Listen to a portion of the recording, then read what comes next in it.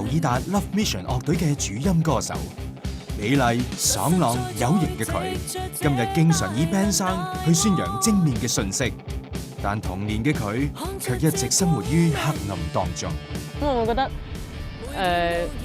咁我生存喺度嘅價值係乜嘢咧？點解要我喺度咧？咁你哋既然咁唔中意我，做咩要生我出嚟啊？唔適當嘅睇法令 Charis 嘅世界充斥住痛苦、怨恨、猜疑。如果快啲可以唔喺呢個世界上就好啦，但係你又冇嗰個勇氣去自殺嘅時候，咁呢啲算係慢性嘅自殺咯。墮落無助嘅 Charis 心底裏一直有個願望，就係希望進軍演藝界，發揮自己嘅歌唱才華。等了又等，最終佢係點樣實現夢想？由暴風少女變成樂隊女主音。過去嘗盡痛苦嘅佢，點解可以放低童年嘅陰影，以充滿希望嘅歌聲去面對明天？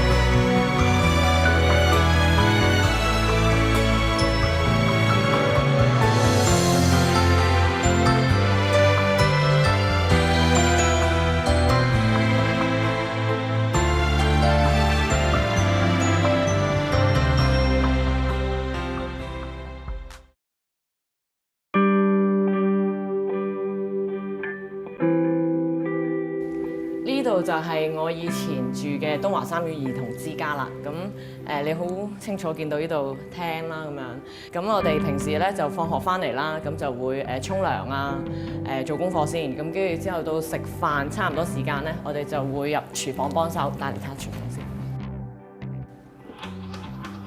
呢個就係我喺1996年嘅時候，兒童之家集埋一齊嘅聖誕節嗰啲活動啦，卡拉 OK 比賽，咁我就代表我呢個兒童之家嘅人出去比賽，咁就贏咗冠軍咯。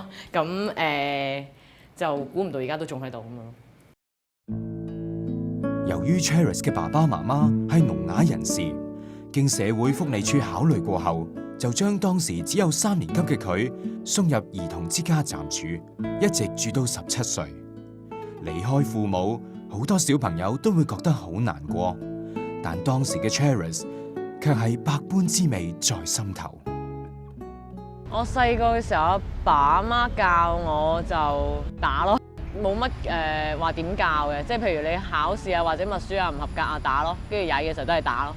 嗰陣時我細個都曳嘅，偷錢啊咁樣，咁我爸媽發現咧就打到飛起咁樣咯，就會我爸就會揾啲衣架，又或者有好長好粗嘅木啊，就咁拗落嚟咁樣咯。我會成日喺度諗，我會點解你哋又冇經我批准就生我出嚟啫？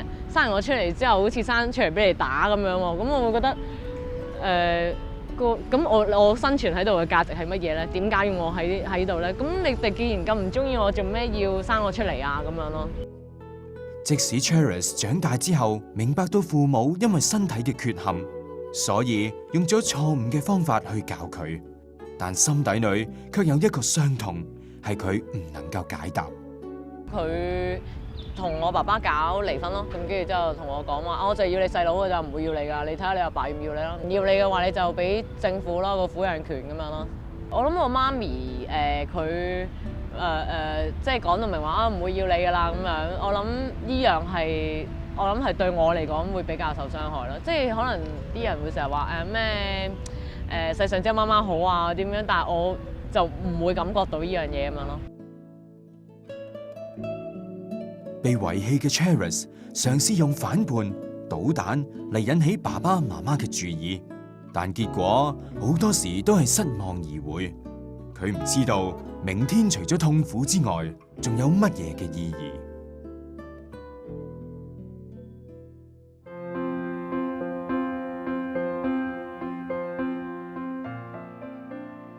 中學時期係對將來充滿期望、充滿夢想嘅階段。但當時嘅 Charis 卻選擇放棄自己。中2、3出去曳嘅時候咧，玩嘅時候啦，就係同啲朋友原先落 disco 嘅，咁原本係諗住飲下酒啊、跳下舞嘅，咁嗰陣時我個年齡都唔可以落到 disco，咁我哋都係搏嘅啫。咁玩下玩下嘅時候咧，咁我又即係逢星期六日先至可以見到佢哋啦。咁佢哋就比較容易啲接觸到唔係咁好嘅朋友。咁跟住之後，我出嚟嘅時候咧，就同佢哋玩下玩，佢哋已經開始掂毒品啦。咁就同佢哋一齊玩嘅時候，開始嘗試呢樣嘢啊嘛。嗰陣時我覺得自己冇乜價值啦，我都會覺得如果快啲可以唔喺呢個世界上就好啦。但係你又冇嗰個勇氣去自殺嘅時候，咁呢啲算係慢性嘅自殺咯。吸毒並冇令 Charis 脫離現實嘅痛苦，反而活喺虛幻嘅世界，仲出現咗鬼魅一般嘅幻影，如影隨形。我係見到啲幻覺。就係成間屋滿晒咯，逼晒人咯。但係嗰陣時已經係好夜啊，2、3點嘅時間嚟嘅。咁跟住其實我知幻覺嚟嘅，但係我唔知點解係好自然啫。我見到我 sofa 有人坐喺度，我又要換鞋嘅時候，我話喂，坐嗰啲啊，我換鞋啊。個幻覺係有人跟住我咯，跟完未啊？但係擰過去你又冇人嘅喎，同埋你見到夜媽媽經過公園嘅時候係坐滿晒人啊點樣？幻覺帶嚟嘅不安並冇令 Charis 停止吸食毒品，反而越食越多。而當時嘅佢亦都冇足夠嘅防衛意識，竟然輕易應承咗2個陌生男人嘅邀請，去佢哋嘅屋企食冰。跟住食下食下食咗10幾劃，即係10幾劃嘅數量都係多噶啦。即係正常一個人食2、3劃，但係10幾劃其實係可能會致命噶啦，已經係咁。跟住開始有阿 A 嘅男性同埋有阿 B 嘅男性啦，阿 B 咧就開始搭我膊頭，跟住我望望你做咩搭我膊頭啊？跟住我搭下啫嘛。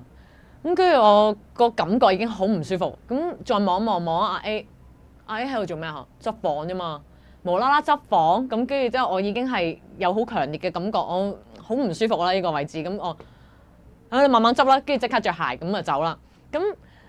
其實我覺得好彩我有一個咁強烈嘅感覺，因為如果唔係唔知下一個故事可能已經唔係咁樣咯，個故事可能發生咗另外一啲嘢。咁我走嘅時候，佢哋其實有喺後邊追上嚟嘅，但係好彩啱啱有2個警察行過，咁佢哋冇追到咁樣啦。後嚟 Charis 開始出現幻覺，被送入醫院，仲發咗一個好奇怪嘅夢。喺夢裏面有個人話要帶佢走。離開呢個佢一直以為自己好討厭嘅世界，而當時喺夢境裏面嘅佢有以下一段對話：行到大門口嘅時候，我突然間感覺係好驚，我好多嘢未做啊，真係好多嘢未做啊！你可唔可以俾個酌情權啊咁樣？跟住突然間嗰個人係停咗喺度，你翻去啦，總之你第時唔好再衰就得噶啦，即係你要記得咯咁樣。以前會覺得好即係我死唔即係快啲死啦，死咗佢快啲算啦，即係留喺度做乜嘢啫？快啲啦，快啲收我啦！但係嗰一刻個夢，當我行到去門口嘅時候，我估唔到我會係有咁多嘢講，會覺得我有好多嘢未做啊！你可唔可以俾我做埋先啊？例如點樣好多嘢未做，我求你啊，俾我做埋！即係原來我係咁多嘢，發覺自己係仲要需要留喺呢個世界上咁樣咯。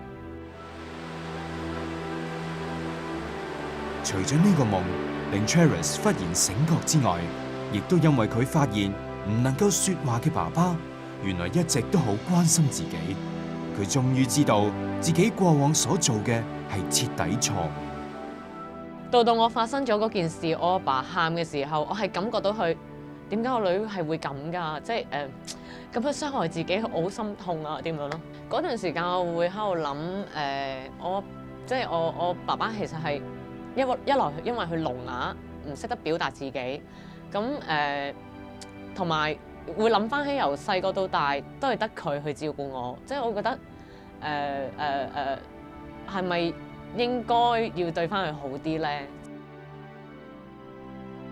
即使 Charis 決定改過自新，唔再吸食毒品，但因為過去佢所造成嘅錯，身邊嘅人決定將佢轉介去女童院或者戒毒中心。原本想為自己嘅人生重新編寫一段美好樂章嘅佢，點樣擺脫過去胡亂編排嘅曲目，為自己打造一段最適合自己嘅主題曲呢？下一節繼續，如果還有明天。